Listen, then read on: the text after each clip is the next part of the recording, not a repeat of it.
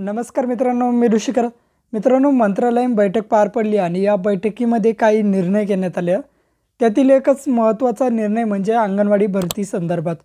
अंगणवाडी भरती 2024ची जी पदे भरली जाणार आहेत, ती पदे किती भरली जाणार आहेत हे डिक्लेअर झालेलं आहे. मदतनीसची जवळपास 11,000 पदे भरली जाणार आहे आणि 450 पेक्षाही जास्त पर्यवेक्षकाची पदेही भरली जाणार.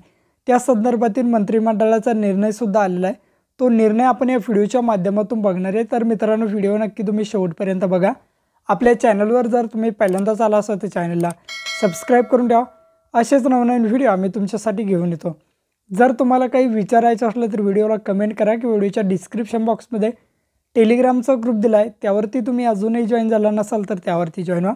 त्यावरती डायरेक्टली तुम्ही आमच्याशी बोलू शकता किंवा तुमचे प्रश्न आम्हाला विचारू शकता.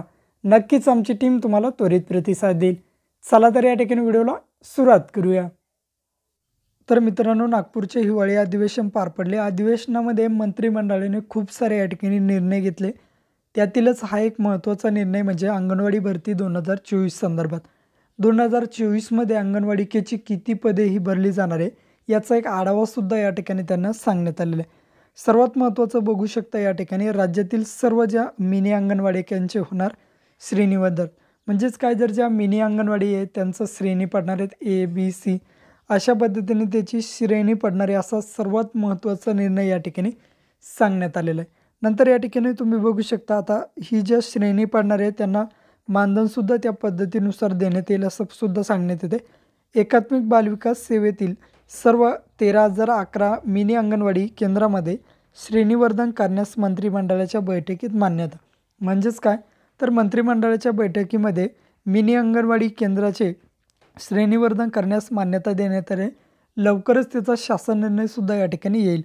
नंतर बघा, या अंगणवाडी केंद्राकरता प्रत्येक एक याप्रमाणे 13,011 मदतनीसांची पदे देखील भरली जाणार.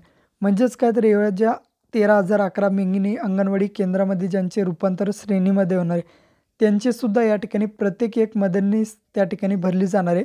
म्हणजे त्यासुद्धा 13,011 मदतनीसांची पदे त्यासाठी भरली जाणार आहे 2024मध्ये. प्रत्येकी 25 अंगणवाडी केंद्रासाठी मुख्य सेविका आणि पर्यवेक्षिका अशी एकूण 520 पदे निर्माण करण्यात येणार आहे. म्हणजेच काय, तर या ठिकाणी पर्यवेक्षिका आणि मुख्य सेविका यांचीसुद्धा 520 पदे असतील. वरती ज्या 13,000 या ठिकाणी 11 मिनी अंगणवाडी आहेत त्यांच्या 25 अंगणवाडी मिळून एक मुख्य सेविका आणि पर्यवेक्षिका या पद्धतीने 520 पदे या ठिकाणी निर्माण करण्यात आले. अंगणवाडी मदतनीसांची या ठिकाणी त्यांना साडी आणि गणवेशेकरता रक्कम देण्यात येईल आणि साहित्य संचसुद्धा औषधोपचारासाठी दिले जाणार आहे.